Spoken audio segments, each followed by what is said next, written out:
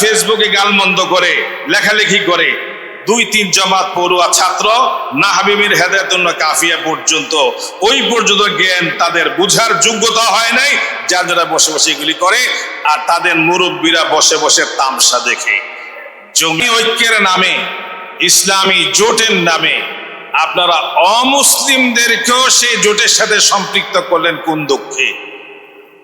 এবং বাতিল আকীদাওয়ালা যারা ইসমতে আম্বিয়া মানে না, আদালতে সাহাবা মানে না, যুগ যুগ ধরে ওলামায়ে দেওবন্দ এবং কওমি অঙ্গনের সাথে যাদের মাঝখানে শক্ত প্রাচীর এবং দেয়াল ছিল, যারা এই দেয়ালকে ভেঙেছেন, যারা এই আড়ালকে ভেঙেছেন, কওম ও মিল্লাতের এই তাহজিব তামাদ্দুনকে ধ্বংস করেছেন, আগামী দিন বেশি দিনও নয়, জনতার কাঠগড়ে আপনাকে জবাবদিহিতার আওতায় আসতে হবে।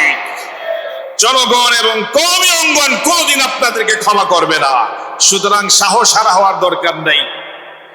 বিভিন্ন জায়গায় আমরা গিয়েছি, এখনো জমিয়তের স্রোত অব্যাহত আছে।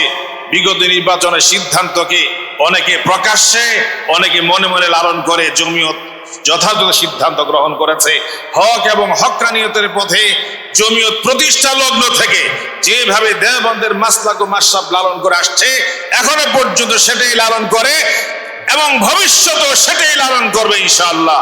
আমাদের আফসোস হয় যারা ইসলামী আন্দোলন করে, ইসলামের রাজনীতি করে, তারা তো অধিকাংশ আলেমী তাসবিহ এবং ইস্তেআরা শুধু মুখতাসারুল মানি আর মাকামাতে হারিরির মধ্যে সীমাবদ্ধ রাখলেন, আরবি ভাষার সাথে সম্পৃক্ত রাখলেন।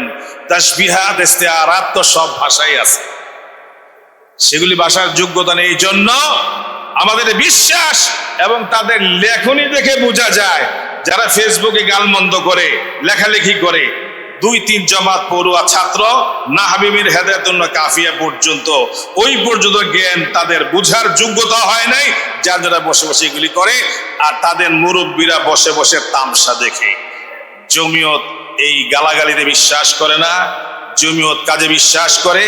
যারা ফেসবুকে লেখেন সাবলীল ভাষায়, ভদ্র ভাষায়, প্রাঞ্জল ভাষায় জমিয়তের রাজনৈতিক দৃষ্টিভঙ্গি, আকাবের দেওবন্দের চিন্তাধারা সেভাবে প্রকাশ করবেন, সুন্দর ভাষায় জবাব দিবেন, না পারলে চুপ থাকবেন।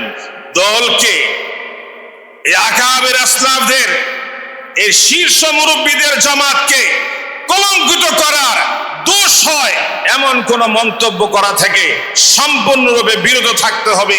এই বিনীত অনুরোধ আপনাদের পাশে আমরা আবারও জমিয়তের পক্ষ থেকে, বিশেষভাবে আজকের এই কাউন্সিলের পক্ষ থেকে সকলের প্রতি উদাত্ত আহ্বান জানাই।